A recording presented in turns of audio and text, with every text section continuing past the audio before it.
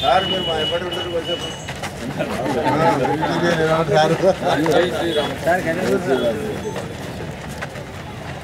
చెప్పే సపోర్ట్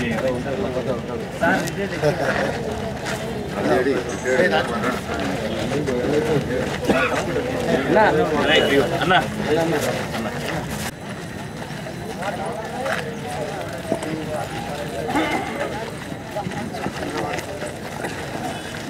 జై శ్రీరామ్ జై శ్రీరామ్ దేశం కోసం ధర్మం కోసం బీజేపీ మద్దతు పక్షాలు ఏ స్థాయిలో కాంగ్రెస్ మోదీ ఆడదామా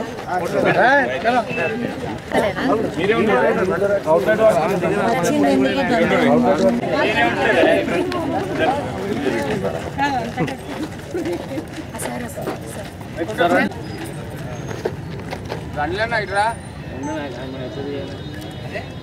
ఏదా ఏదా భారత్ మాతా की जय भारत माता की जय జై శ్రీరామ్ जय श्रीराम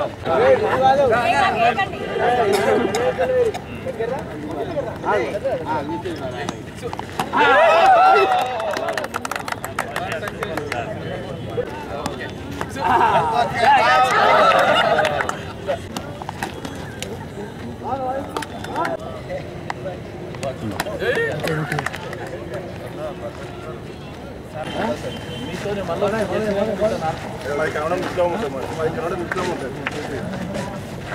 అదే నేనే కీపర్ ఉంటే బ్యాట్మెన్ తీసుకుని ఇయర్ మేము స్టేట్ టోర్నమెంట్ మా గ్రూప్ ద్వారా 30 ఇయర్స్ నుండి నేను క్యాప్టెన్ ఉన్నప్పుడు కంటిన్యూ నమస్తే తమ్ముళ్ళు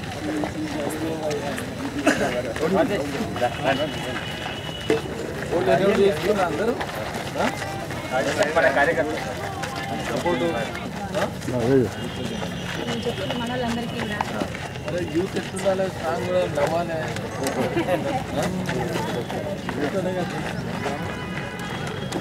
అవునా కదా మీరు ఎంత స్ట్రాంగ్ ఉంటే దేశం అంత స్ట్రాంగ్ సపోర్ట్ చేయాలి ప్లీజ్ అందరికీ చెప్పండి మన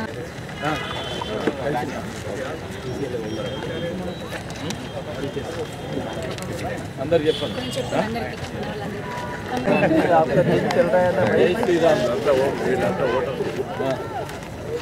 మీ ఆశీర్వాదం కావాలి అందరు చేయాలి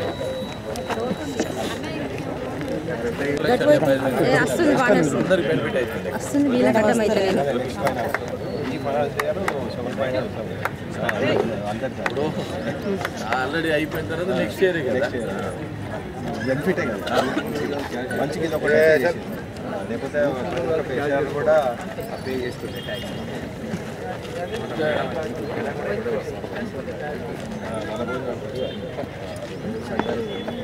మీ సపోర్ట్ ఉండాలి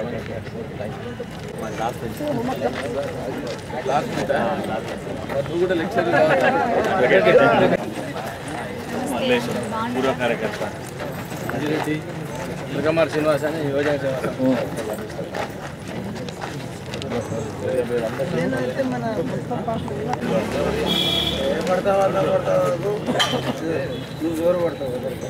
అన్నారండి అన్నారండి జరుగు ఓకే ఓకే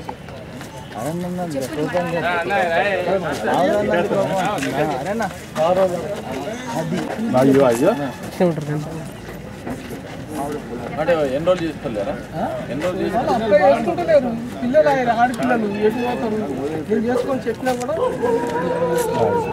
అసలు అయిపోయింది కదా కాదు పోయినసారి కూడా చెప్పిన మేడం వచ్చినప్పుడు చెప్పిన అక్కడ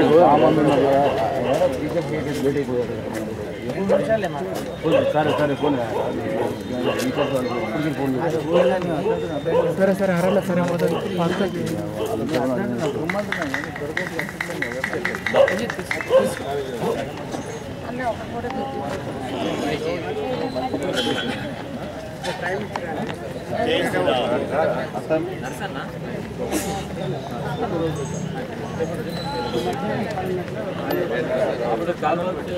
జై శ్రీరామ్. మనం చెప్పాల్సిన అవసరం లేదు, అందరు జనం చూస్తున్నారు. అదే గని పూర్వ వైభవం అదిగదిగో కనరే శ్రీరామ మందిరం ఇసుకరాలనంత జనం అయోధ్యాపురం ప్రజలందరూ తెలుస్తుంది. జై శ్రీరామ్.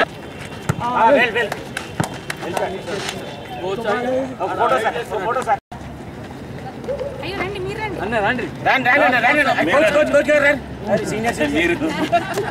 ఏజ్ లో వాళ్ళు మాట్లాడుతున్నారు గ్రేట్.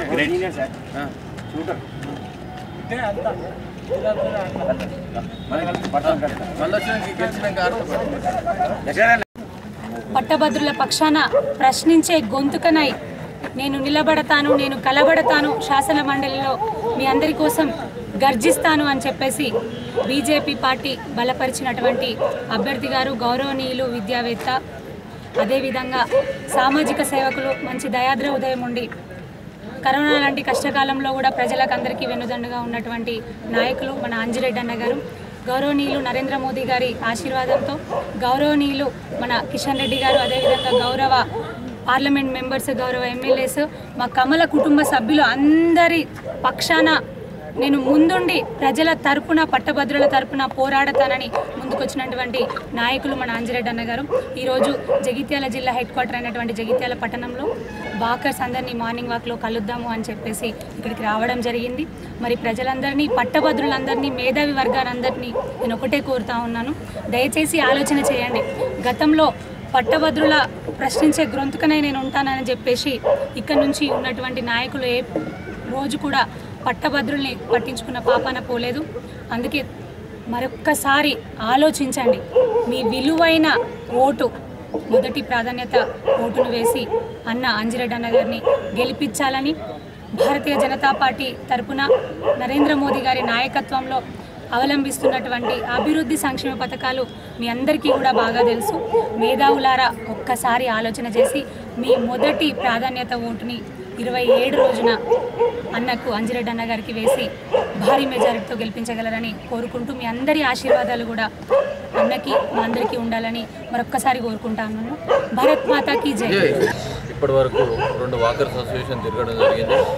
ఎవరి దగ్గరికి పోయినా సరే నరేంద్ర మోడీ గారి నాయకత్వంలో మొన్న బడ్జెట్లో 12,75,000 ఏదైతే పెట్టిరో అది చాలామందికి పెన్షనర్స్కైనా, లేకుంటే గవర్నమెంట్ ఎంప్లాయీస్కైనా, లేకుంటే చిన్న వ్యాపారస్తులైనా, ఇండస్ట్రియలిస్ట్ అయినా ప్రతి ఒక్కరికి మేలు జరిగే బడ్జెట్.